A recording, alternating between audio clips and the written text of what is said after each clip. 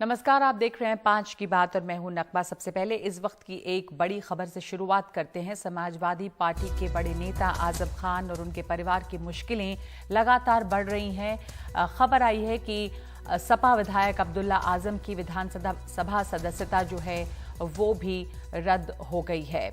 रामपुर की स्वार सीट से अब्दुल्ला आजम विधायक हैं और एक के बाद एक आजम खान के परिवार के लिए मुश्किल जो है वो बढ़ती ही जा रही है।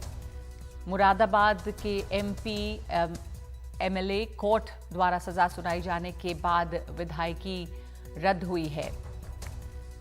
अब हमारे साथ इस वक्त जुड़ रहे हैं मेरे सहयोगी सौरभ शुक्ला। जैसा सौरभ, हम जान रहे हैं कि आजम खान और उनके परिवार के लिए एक के बाद एक कई महीनों से कुछ नई मुश्किलें लगातार आ रही हैं। अब अब्दुल्ला आजम की विधानसभा सदस्यता जो रद्द हुई है, ये मामला लगभग 15 साल पहले का है। तो मामला हुआ क्या था, ये क्या मामला था जिसमें ये फैसला आया और उनकी सदस्यता रद्द की गई? बिल्कुल नगमा, 2008 में की बात है। जनवरी 2008 का ये मामला है जिसमें आजम खान का काफिला जा रहा था और चेकिंग के लिए उस काफिले को रोका गया। उस काफिले को रोकने को लेकर के पुलिस के खिलाफ सड़क जाम करने और बलवा करने की धारा लगाई गई थी। उस सड़क जाम करने में अब्दुल्ला आजम और आजम खान भी दोनों ही बाप बेटे शामिल थे। इस मामले में कुल 9 आरोपी थे नगमा, जिसमें से 7 को तो आरोप मुक्त कर दिया था कल मुरादाबाद के एमपी एमएलए कोर्ट ने, और आजम खान और अब्दुल्ला आजम सिर्फ इन्हीं दोनों को सजा सुनाई गई थी। सजा 2 साल के कारावास और जुर्माना भी लगाया गया था। और आप जानते हैं सुप्रीम कोर्ट का ये जजमेंट है कि अगर किसी सांसद विधायक को 2 साल उससे ज़्यादा की सज़ा हो जाती है तो उसकी विधानसभा सदस्यता रद्द कर दी जाती है। पिछले साल ही आजम के बेटे अब्दुल्ला आजम रामपुर की स्वार टांडा से विधायक बने थे। रिकॉर्ड मतों से वो जीते थे और उन्होंने काफ़ी कैंपेनिंग भी की थी अखिलेश यादव के साथ। तो अब एक बड़ा झटका लगा है। आजम खान की भी विधानसभा सदस्यता रद्द हो गई थी पिछले साल 2019 के एक हेट स्पीच के मामले में चुनाव के दौरान। और वहाँ पे उपचुनाव हुए थे और उपचुनाव में बीजेपी जीत गई थी। समाजवादी पार्टी को हारना पड़ा था, वो भी आजम खान के गढ़ में। तो ये एक और झटका है आजम खान के परिवार के लिए भी और अब्दुल्ला आजम के लिए भी। अब्दुल्ला आजम पर एक और जाली दस्तावेज देने का भी मामला चल रहा है। कुछ और ऐसे मामले चल रहे हैं अब्दुल्ला आजम के ऊपर। आजम खान के ऊपर भी लगभग 90 मुकदमे हैं जिसमें वो सुप्रीम कोर्ट से बेल पर बाहर हैं। तो आजम परिवार की मुश्किलें लगातार बढ़ती जा रही हैं। हमने आजम के बेटे अब्दुल्ला आजम से बात करने की कोशिश की पर उनसे हमारी बात नहीं हो पाई है।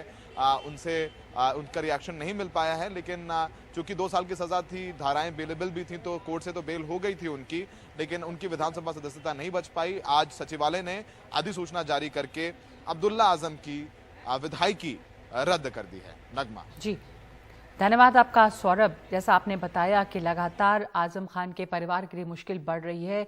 अब अब्दुल्ला आजम जो आजम खान के बेटे हैं, उनकी विधायकी रद्द की गई है क्योंकि उन्हें सज़ा मिली थी।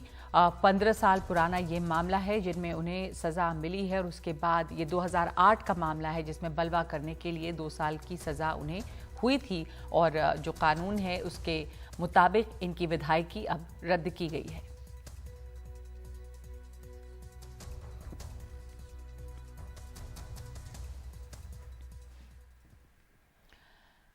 और आपने खबर ये सुनी होगी कि आईआईटी बॉम्बे में एक छात्र ने खुदकुशी कर ली है।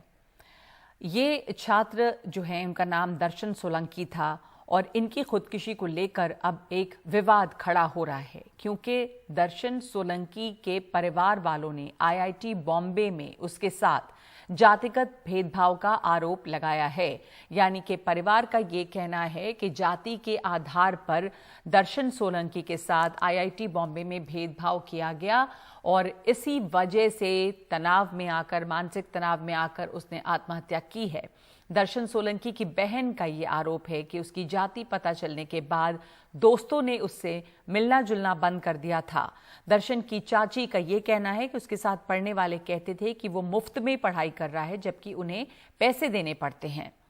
तो दर्शन की मां ने भी आरोप लगाया है कि कई लड़के उससे जलते थे और उसे परेशान किया जा रहा था, लेकिन दर्शन के पिता और दादा का कहना है कि उन्हें जाति के आधार पर किसी तरह के भेदभाव की कोई जानकारी नहीं है। आईआईटी बॉम्बे ने जाति के आधार पर होने वाले भेदभाव के आरोपों से इनकार किया है, लेकिन परिवार का ये आरोप है कि जाति ही वो मुख्य वजह है जिसकी वजह से उसके साथ भेदभाव हो रहा था। आपको सुनाते हैं कि दर्शन सोलंकी की मां क्या कह रही हैं, तारलिका बेन सोलंकी।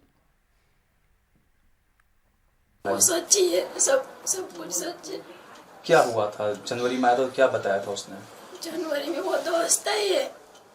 और क्या बताया क्या था इससे बड़ी मम्मी को जो बोला? दुख होने वाले कभी वो बात नहीं कहता हो। तो जो ये आरोप लग रहे हैं कि जाति सूचक टिप्पणी उसको की गई थी, प्रेशर उसको किया जाता था वहां पर, जो बड़ी मम्मी ने भी बताया इनकी, वो सब सच है। सच है? उसको होता था परेशानी है? क्या लगता है? उसको टॉर्चर किया जा रहा था। ऊपर से बिल्डिंग से जो गिरने की जो बात बताई जा रही है उसमें क्या आपको लगता है? वो परेशान बहुत हो गया इसलिए।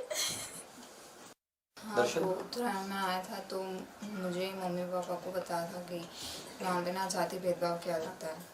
अच्छा, क्या बता था? क्या जाति भेदभाव उसके साथ में किया गया था? लाइक उसके साथ ना उसके फ्रेंड्स को ये पता चला कि SC/ST से बिलोंग करता है, तो उनको ना उनका बिहेवियर पूरा चेंज हो गया। लाइक उसके साथ कुछ बोला नहीं जाता था, लाइक उसके साथ कोई अच्छे से बात नहीं करता था, उसके साथ कोई अच्छे से रहता नहीं था। यानी अछूत वाला व्यवहार उसके साथ में किया जाता था ईश्वर यानी। ये कब बताया था उसने आपको? वो जब उत्तरायण में आया था तब बताया था। और पढ़ने लिखने में कैसा था दर्शन? पढ़ने लिखने में तो बहुत शार्प था। मेरे को ऐसा कुछ नहीं लगा कि वो प्रेशर में था। मेरे को ऐसा कुछ भी ऐसा नहीं हुआ कि वो प्रेशर में हो। तो आपको क्या लगता है? फ़ोन आया उसके 2 घंटे पहले, IIT में से फ़ोन जब आया उसके 2 घंटे पहले तो मेरे उससे बात हुई थी। अच्छा, क्या बोल रहा था? क्या बात हुई थी आपकी? बस नॉर्मली बात, कैसे हो, मज़े में। बड़े भाई की बेटी का बर्थडे था तो उसको विश करने के लिए फ़ोन किया था, नॉर्मल बात करने के लिए फ़ोन किया था। अच्छा, उसके बाद क्या हुआ फिर? बस उसके बाद कुछ वो घूमने जाने वाला था तो मैंने उसके अकाउंट में पैसे भी डाले।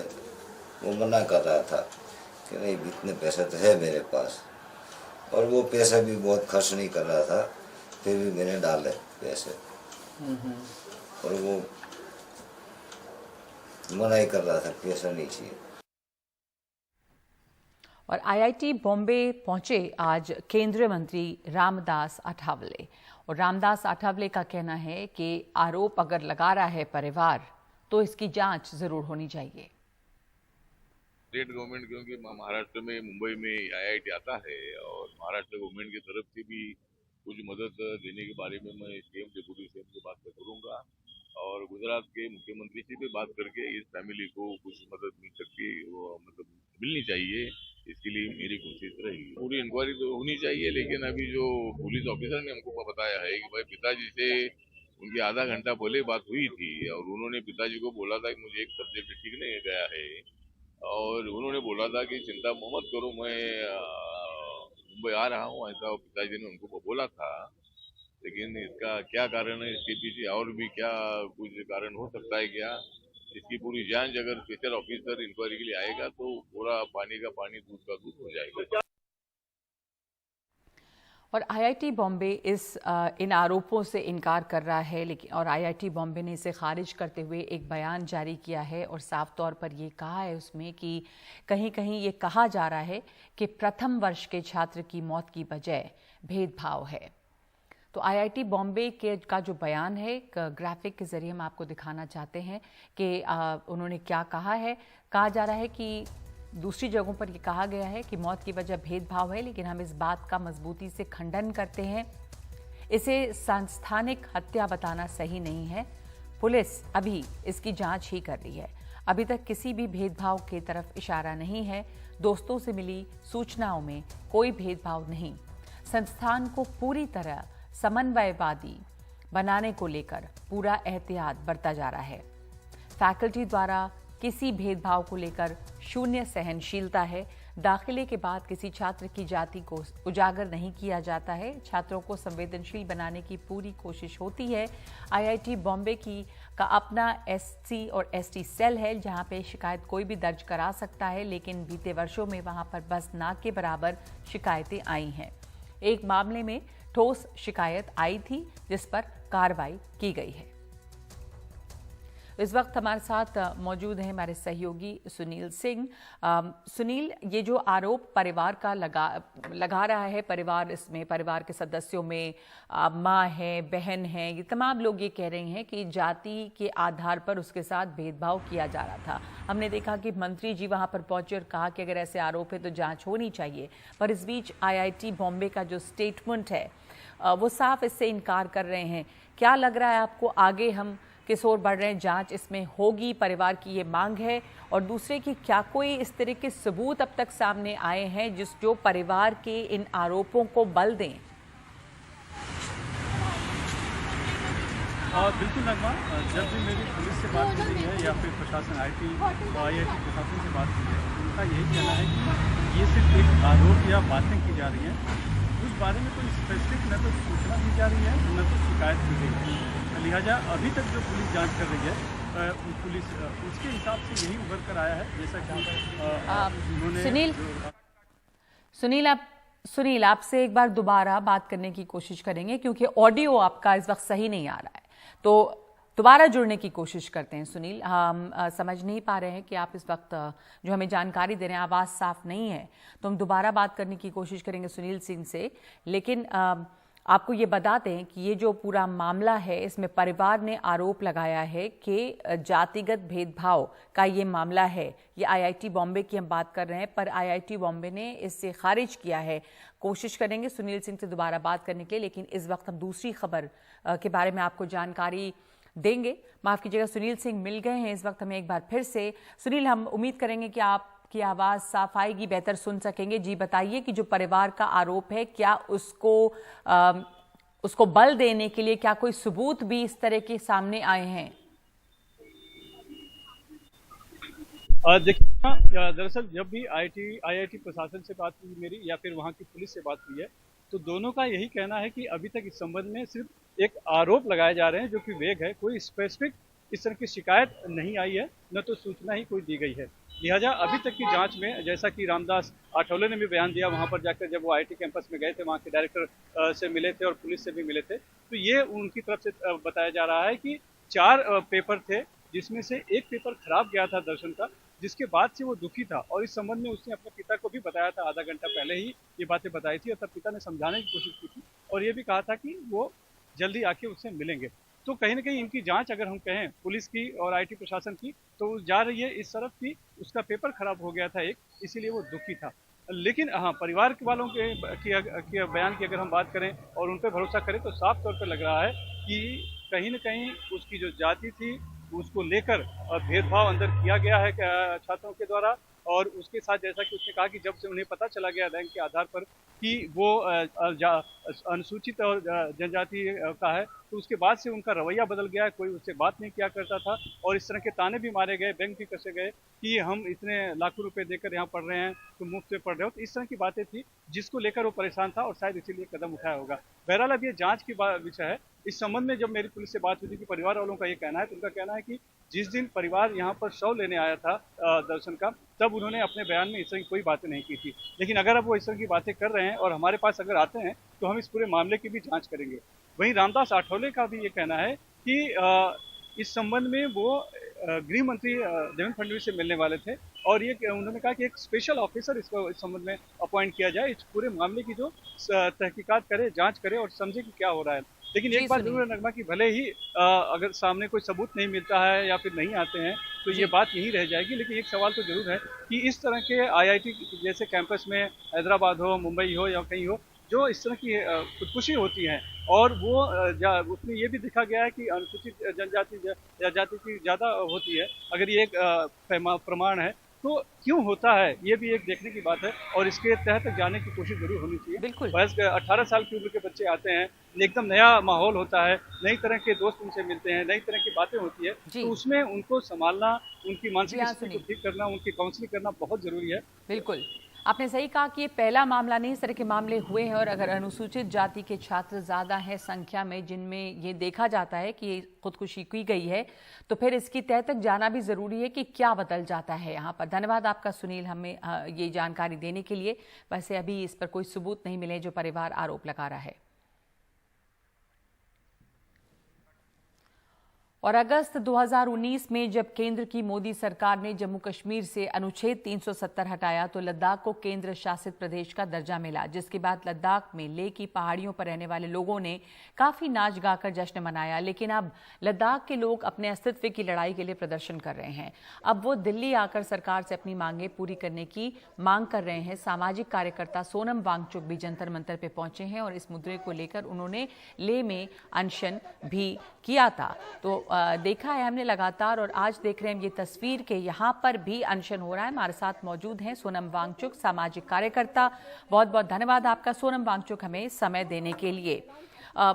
शुक्रिया। ये जो अनशन अब वहां लद्दाख से शुरू होकर यहाँ पहुंच गया है जंतर मंतर में, तो आपकी प्रमुख मांगे इस समय हैं क्या सोनम जी? जी नमस्कार और धन्यवाद। मेरा जुड़ाव इस आंदोलन से तो खासकर लद्दाख के पर्यावरण की सुरक्षा, वहाँ के जनजातीय संस्कृति जो कि पर्वतों में साझा जीवन जीने के लिए पनपी है, उसकी संरक्षण के लिए। मगर बाद में मैंने भी देखा कि वहाँ पर लोकतंत्र का बहुत ही अभाव है। लद्दाख का प्रशासन चुने हुए प्रतिनिधि नहीं चलाते हैं, एक लेफ्टिनेंट गवर्नर चलाते हैं, यानी कि जो भी विकास की प्रक्रिया है उसको एक शख्स शासन द्वारा चलाया जाता है। तो लोगों का कोई वहाँ लेजिस्लेटिव असेंबली नहीं है, कोई चुनाव नहीं है लद्दाख को चलाने के लिए। तो दूसरा यहाँ पर स्टेटहुड की मांग हो रही है कि लद्दाख भी और प्रदेशों की तरह लोकतंत्र का फायदा ले सके। तो ये मुख्य दो मांगे यहाँ पर की जा रही। ठीक है, आप कह रहे हैं कि मुख्य दो मांगे ये हैं कि एक तो स्टेट बनाने की मांग उसको हो रही है, तो एक ये मांग अगर हम देखें तो जब यूनियन टेरिटरी बना था लद्दाख तो वहां पे काफी खुशी मनाई गई थी। तो बदला क्या है अभी सोनम वांगचुक, जो लगने लगा है लोगों को कि ऐसा ये सही नहीं हुआ? तो जब यूटी बनाया गया, जिसके लिए लोग बहुत आभारी हैं केंद्र सरकार की, तो लोग उम्मीद कर रहे थे कि ये यूटी संपूर्ण होगी, कंप्लीट होगी। तो उसमें लोग उम्मीद कर रहे थे कि ये यूटी विद लेजिस्लेचर होगी, जैसे पौंडुचेरी में है, जिसमें कि असेंबली होगी, चुने हुए प्रतिनिधि बनाएंगे अपने नीतियां। तो ऐसा नहीं था और हुआ भी नहीं। उम्मीद कर रहे थे ये हो, और दूसरी तरफ उम्मीद कर रहे थे कि जो संरक्षण इन पहाड़ों का, यहाँ के लोगों का, संस्कृति का है, वो अब आर्टिकल 244 के छठे शेड्यूल में सम्मिलित करेंगे लद्दाख को। और ऐसा आश्वासन सरकार के विभिन्न मंत्रालयों ने दी थी। गृह मंत्रालय थे, उसमें जनजातीय मंत्रालय था और कानून मंत्रालय था, नेशनल ST/SC कमीशन, सबने लिखित सिफारिशें की थी। अर्जुन मुंडा जी ने तो हमें स्वयं पत्र लिखकर कहा था हम इस पे लगे हुए हैं, आप निश्चिंत रहिए। मगर धीरे धीरे इस पे बात होनी बंद हो गई। फिर शुरू में ये चुनाव घोषणा पत्र जो होते हैं, मैनिफेस्टोस, उनमें भी रखी गई थी मुख्य 3 बिंदुओं में, और उसके बाद उस पर बात नहीं हुई। और अब 3 साल गुजर गए तो लोगों की बहुत शंकाएं हैं कि शायद सरकार ने बड़े दिल से यूटी दिया मगर संरक्षण देने में कंजूसी कर रहे हैं। तो मतलब जिस तरह का वादा किया गया वो नहीं हुआ, आप कह रहे हैं। तो अगर संविधान की 6ठी अनुसूची में शामिल किया जाता है तो इससे क्या फायदा होगा लद्दाख को? जी, अगर नहीं किया जाता है तो ये एक शख्स का शासन होगा, जहां कोई भी उद्योग, कोई भी खनन, इंडस्ट्रीज, माइनिंग वगैरह बिना लोगों के पूछे, मतलब स्थानीय लोगों के आ सकते हैं। और कोई एक LG तो कुछ ही काल के लिए आते हैं, 3-5 साल के लिए। उन्हें तो जीना नहीं है वहाँ के जो कॉन्सिक्वेंसेस हैं उनके साथ, तो वो किसी भी असर में आ सकते हैं और कुछ भी लद्दाख के वादियों का, यहाँ के ग्लेशियर्स का हो सकता है अगर खुली छूट से इसका औद्योगिकरण करें। मगर लद्दाख के लोग उद्योग के या प्रगति के, विकास के खिलाफ नहीं है। 6 शेड्यूल यही निश्चित करता है कि स्थानीय लोगों के कंसल्टेशन में हो, ये उनसे बिना पूछे नहीं हो, इतनी सी मांग है। विकास सब लोग चाहते हैं मगर बेकाबू नहीं, बेलगाम नहीं, संतुलन में प्रकृति के साथ। तो ये स्थानीय लोगों के साथ समन्वय हो, ये 6 शेड्यूल में आपको सुनिश्चित होता है। जी बिल्कुल, आपने सही कहा। ये तो होना ही चाहिए कि जो लोग वहाँ रहते हैं, जिन्हें वहाँ जीना है, उनसे बातचीत करके ही, स्टेक होल्डर्स हैं वो, तो उनसे बातचीत करके ही यहाँ पर विकास के फैसले लिए जाने चाहिए, ऐसा विकास जो सस्टेनेबल हो। तो आपने वहाँ पे क्लाइमेट फास्ट भी किया था। पर्यावरण को लेकर या अभी जो हो रहा है, आपको किस तरह के संकेत मिलते हैं, किस तरह की चिंताएं हैं आपकी पर्यावरण को लेकर? मेरी चिंताएं पर्यावरण को लेके आज से नहीं, 3 दशकों से रही है। और मैं सिर्फ दिल्ली या मुंबई के लोगों या उद्योगपतियों से नहीं, मुझे शिकायतें लद्दाख के लोगों से भी है कि वो भी ऐसा कुछ ना करें कि यहाँ के पहाड़, यहाँ के ग्लेशियर्स पिघल जाएं।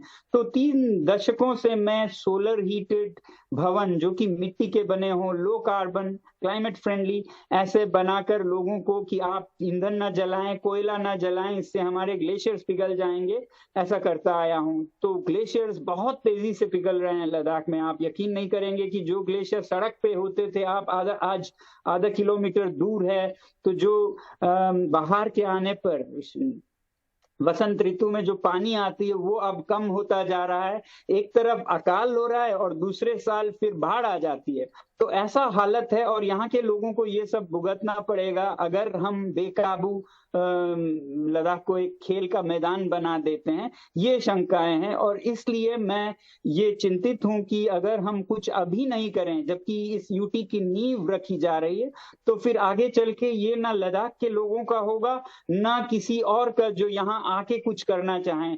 बल्कि सिर्फ लद्दाख की बात नहीं है, हिमालय के जो ग्लेशियर्स हैं उन पे पूरा उत्तर भारत निर्भर है। 100 करोड़ लोग निर्भर हैं भारतीय उपमहाद्वीप में इस पानी पर। तो ये सबके लिए खतरा होगा। तो इसलिए पहले तो लद्दाख के लोगों के लिए, जिन पर सीधा असर होगा, बहुत जल्द होगा, उसके बाद बाकी जो मैदानों में लोग हैं उन पर भी होगा। इन सब के लिए मैं काफी चिंतित कहिए रहा हूँ। जी, बड़ा कदम उठाया है आप लोगों ने कि अब लद्दाख की लड़ाई दिल्ली तक आई है, जंतर मंतर पे लोग हैं। इस लग रहा है आपको कि संदेश ज्यादा स्पष्टता से जाएगा सरकार को और सुनेगी? उम्मीद है कुछ सकारात्मक कोई जवाब मिला है?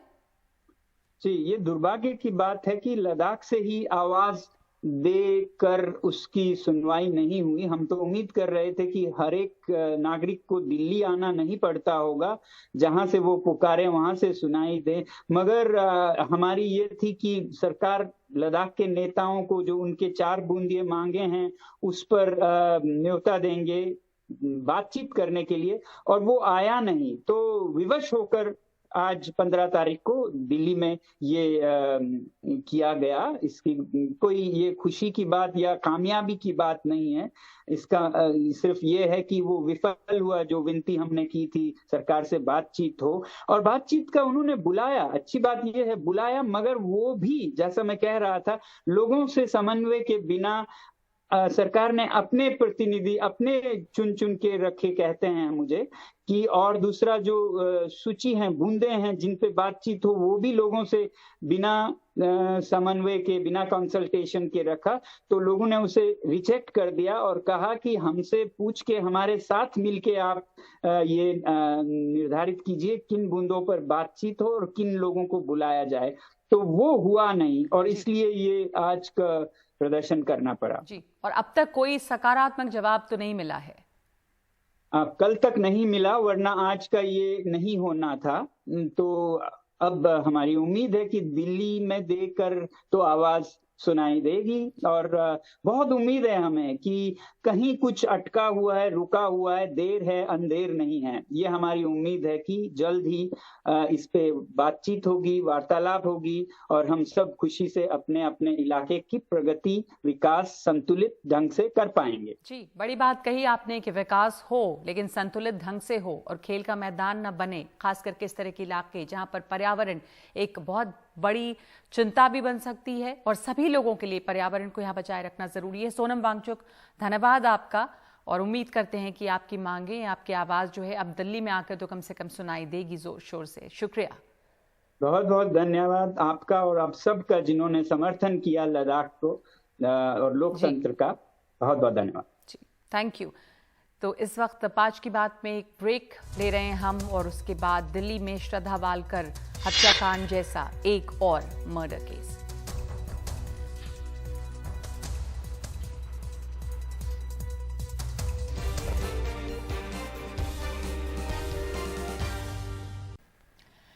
दिल्ली के नजफगढ़ के मित्राऊ गांव में श्रद्धा हत्याकांड जैसा मामला सामने आया है। यहां एक व्यक्ति ने कार में अपनी प्रेमिका निक्की की हत्या की और उसके शव को 40 किलोमीटर दूर अपने ढाबे में ले गया और शव को फ्रिज में रख दिया।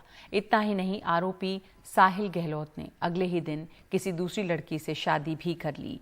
क्राइम ब्रांच ने आरोपी को गिरफ्तार किया है। पुलिस ने साहिल की निशानदेही पर शव को फ्रिज से बरामद कर लिया है। शव का पोस्टमार्टम भी हो गया है। निक्की झज्जर के खेड़ी गांव की रहने वाली थी और कई सालों से साहिल के साथ रहती थी।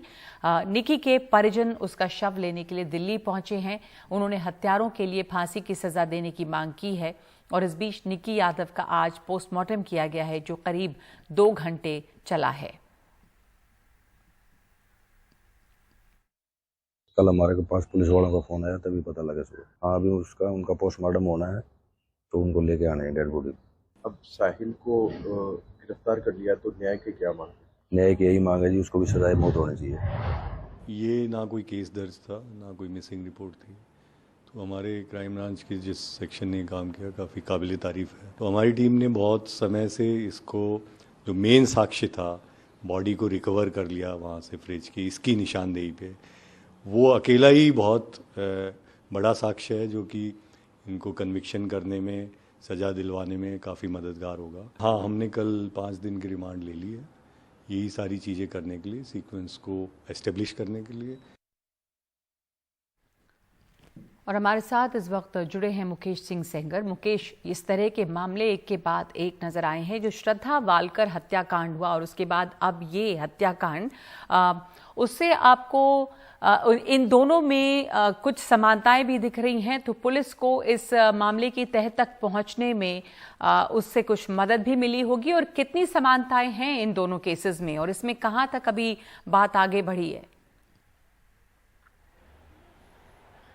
देखिए, समानता ये है कि जो आरोपी है उसने निक्की यादव की हत्या करने के बाद उसका शव को वो करीब 40 किलोमीटर दूर ले गया और अपने ढाबे के फ्रिज में रखा। और आफ्ताब वाले केस में देखा था हमने कि श्रद्धा वालकर वाले मामले में भी आफ्ताब ने श्रद्धा की हत्या करने के बाद उसके शव को फ्रिज में रखा था। इसके अलावा दोनों लिव इन में रह रहे थे, और आफ्ताब वाले मामले में भी आफ्ताब और श्रद्धा दोनों लिव इन में रह रहे थे। हालांकि इस मामले में आरोपी निक्की यादव का जो शव है वो ठिकाने नहीं लगा पाया और उसके पहले ही पुलिस ने गिरफ्तार कर लिया। लेकिन आफ्ताब वाले मामले में आरोपी ने शव के टुकड़े करने के बाद उसके शव को जंगल में अलग अलग जगहों पर फेंका। यहाँ भी आरोपी निक्की यादव के शव के टुकड़े जो शव के टुकड़े करके उनको अलग अलग जगहों पर फेंकने की फिराक में था, लेकिन उसके पहले ही आरोपी को पकड़ लिया गया और उसकी निशानदेही पर निक्की यादव का शव आरोपी के ढाबे के फ्रिज से बरामद कर लिया गया। तो अभी आरोपी को दिल्ली पुलिस ने कोर्ट में पेश किया है, जहां से उसे 5 दिन की रिमांड पर लिया गया है। आरोपी ने पूछताछ में कहा कि 2018 से वो श्रद्धा के साथ रिलेशनशिप में था। पहले ये लोग उत्तम नगर में रहते थे और बाद में फिर ग्रेटर नोएडा शिफ्ट हुए।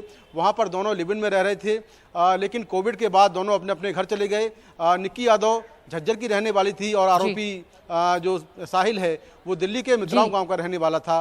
लेकिन बाद में दोबारा से दोनों इकट्ठे हुए और उसके बाद दोनों के बीच झगड़ा हुआ और ये घटना सामने आई। जी जी, देखा हमने कि ये घटना सामने आई है अब, और इसमें काफ़ी समानताएं दिख रही हैं। मुकेश सिंह सेंगर, धन्यवाद आपका। श्रद्धा वालकर हत्याकांड और उसके बाद ये, तो एक तरह से लग रहा है कि एक के बाद एक पैटर्न दिख रहा है इसमें। इस वक्त एक ब्रेक ले रहे हैं हम। आपको जानकारी दे दें पहले कि यहाँ पर एक और जो घटना हुई है दिल्ली में रोड रेज की, उसके डिटेल्स क्या हैं। दिल्ली के नांगलोई इलाके में रोड रेज में हुई हत्या के मुख्य आरोपी को पुलिस ने गिरफ्तार कर लिया है। साहिल मलिक नाम के शख्स की बीच सड़क पर हत्या की गई है। बाइक टच हो जाने के बाद एक मामूली सा विवाद हुआ, बदमाशों ने इसमें हत्या की। आरटीवी बस से बाइक सटने पर साहिल ने के भाई की पहले बदमाशों ने पिटाई की। थाने जाने पर पुलिस ने साहिल को बिना सुरक्षा बाइक ले आने को भेजा था। अपने भाई की बाइक लाने पहुंचे साहिल पर चाकुओं से हमला किया गया और साहिल मलिक की इसमें मौत हो गई है।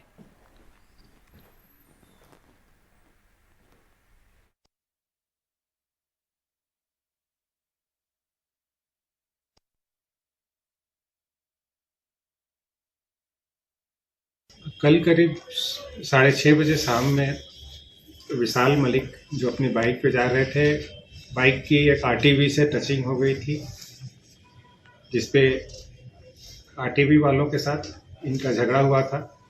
बाद में जब आरटीवी बस स्टैंड पे पहुंची तो दोबारा ये बात और बढ़ गई और दोबारा इनका झगड़ा हुआ, जिसमें कुछ लोगों ने विशाल मलिक की बाइक को डैमेज कर दिया। उसके बाद विशाल मलिक थाने में आए थे, जिन्होंने कंप्लेंट की थी। जहां बाइक डैमेज हुई थी वहां पे विशाल मलिक के छोटे भाई साहिल मलिक अपने 2 दोस्तों के साथ पहुंचे थे। दोबारा फिर ये झगड़ा वहां पे हुआ, जिसमें आरटीवी पे सवार कुछ लोगों ने साहिल मलिक और उनके दोस्तों पे हमला किया और चाकू से एक इंजरी हुई, जिसपे साहिल मलिक की हॉस्पिटल ले जाते समय डेथ।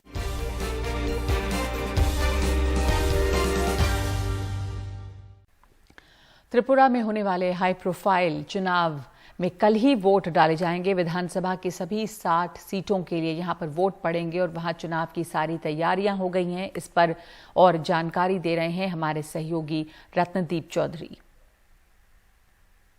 त्रिपुरा के चुनाव के लिए सभी तैयारी अब जोर शोर से चल रही है। कल चुनाव होने वाला है और हम इस वक्त हैं उमाकांत एकेडमी, जो कि इलेक्शन कमीशन का मेन डिस्पैच सेंटर है। आप देख सकते हैं यहाँ पे जो पोलिंग पार्टीज हैं और जो सिक्योरिटी पर्सनल्स हैं वो अब ईवीएम कलेक्ट करके अपने जो बाकी जो ईवीएम्स, वीवीपैट और बाकी जो इलेक्शन मटेरियल है उसको लेके अब निकल रहे हैं अपने अपने पोलिंग स्टेशन के लिए। त्रिपुरा में 60 विधानसभा क्षेत्र हैं जो कि 8 डिस्ट्रिक्ट्स में हैं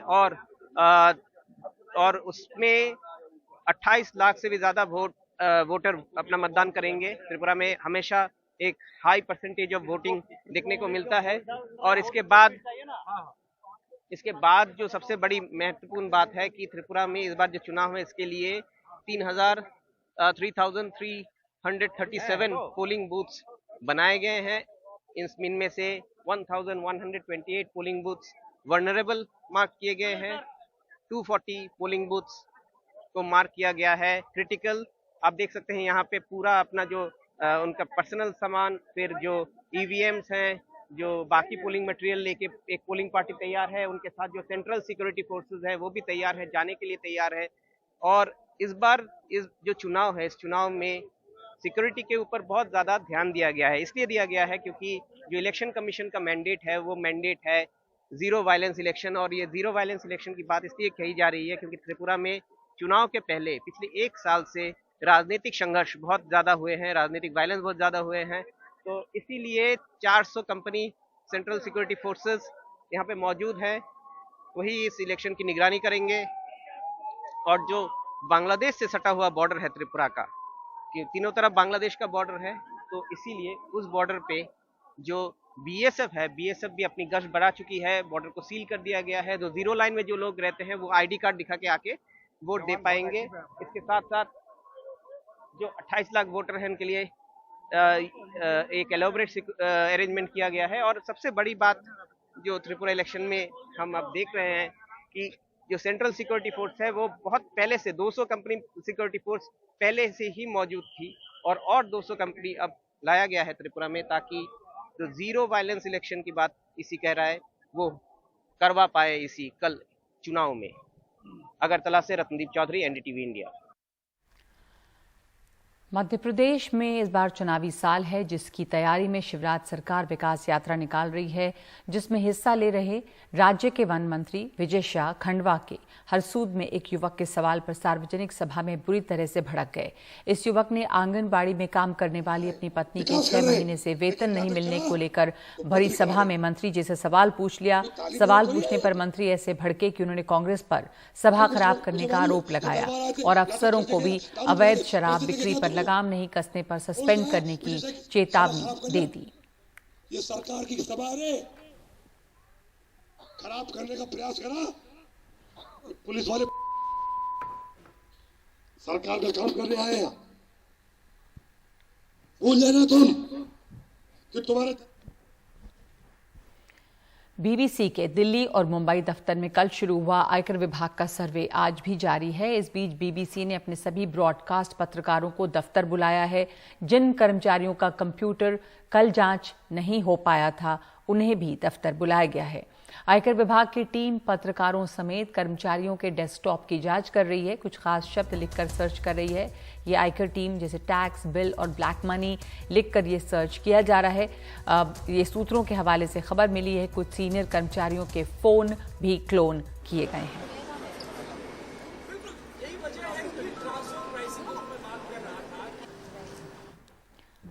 बीबीसी का मॉडल क्या है काम करने का, उसकी फंडिंग कैसे होती है, ये बता रही है हमारी सहयोगी साक्षी बजाज।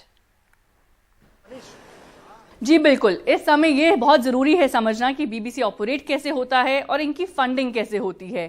ब्रिटिश ब्रॉडकास्टिंग कंपनी जो है वो 1922 में फॉर्म हुई थी और जहां तक वो ऑपरेट करती है वो एक रॉयल चार्टर अग्रीमेंट के साथ ऑपरेट करती है यूके गवर्नमेंट के साथ। बीबीसी याद रखिए कंटेंट प्रोवाइड करते हैं टीवी, रेडियो और डिजिटल के लिए।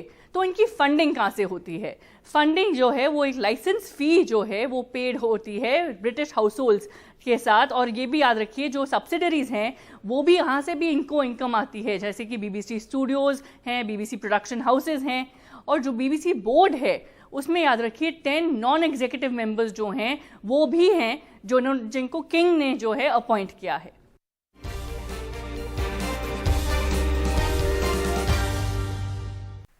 भारतीय मूल की रिपब्लिकन नेता निकी हेली ने 2024 के अमेरिकी राष्ट्रपति चुनाव के लिए अपनी दावेदारी पेश कर दी है। निकी हेली दक्षिण कैरोलिना की पूर्व गवर्नर और संयुक्त राष्ट्र में अमेरिका के पूर्व राजदूत रही हैं।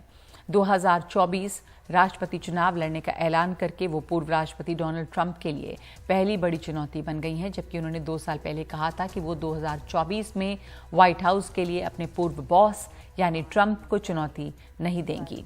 अगर वो ट्रंप को मात देकर रिपब्लिकन कैंडिडेट बनती हैं और दूसरी तरफ डेमोक्रेट उम्मीदवार के तौर पे कमला हैरिस मैदान में उतरती हैं, तो ये अमेरिका के इतिहास में पहली बार होगा जब भारतवंशी अमेरिका के राष्ट्रपति बनेगा।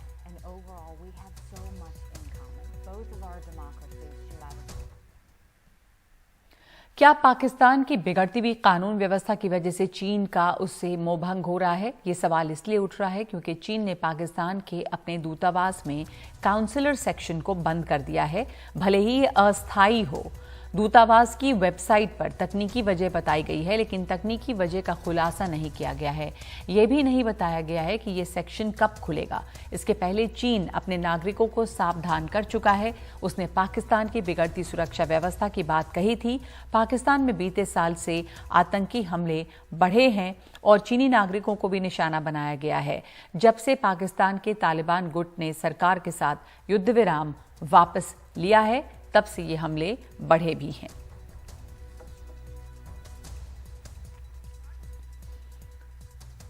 आज की बात में आज के लिए इतना ही। नमस्कार।